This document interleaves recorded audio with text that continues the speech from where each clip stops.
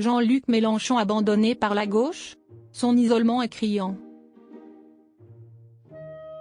Il en a été le chef de file pendant des années, mais aujourd'hui il en est la bête noire. Jean-Luc Mélenchon ne fait plus l'unanimité à gauche, et les députés du nouveau Front populaire ne s'en cachent plus. Il a rêvé de l'Élysée, désormais même Matignon semble lui échapper. Jean-Luc Mélenchon, longtemps visage de l'extrême gauche, de la France insoumise qu'il a fondée, est désormais seul et plus que jamais fragilisé. Le retour fracassant du Parti socialiste l'a fait descendre de son piédestal à gauche et petit à petit, le parti aux 100 ans d'histoire gratte du terrain. Il n'y croyait pas, pourtant le score de Raphaël Glucksmann aux dernières européennes l'a prouvé, avec 13,8% des suffrages, loin devant celui de Manon Aubry avec ses 9,9% des suffrages.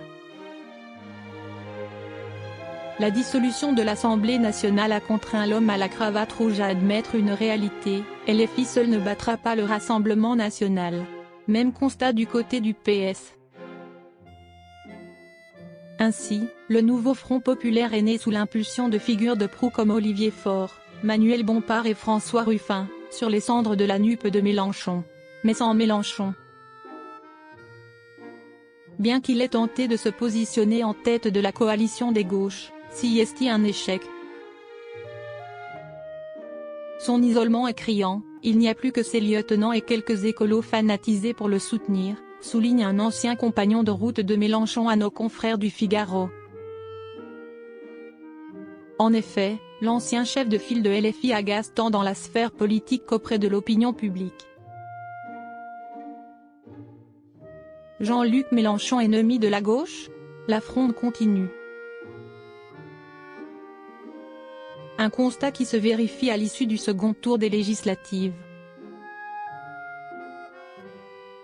Si LFI ne perd que 3 députés par rapport à 2022, le PS réalise un bond de 113% et parvient à constituer un groupe presque aussi solide que celui de Jean-Luc Mélenchon.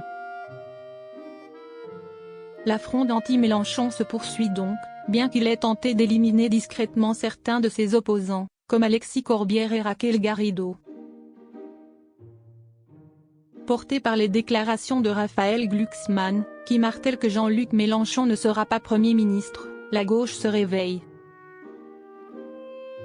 Il a dominé politiquement et psychologiquement la gauche depuis des années, il ne la domine plus, souligne le compagnon de Léa Salamé au Figaro. Il ajoute, une bascule s'est opérée depuis les européennes.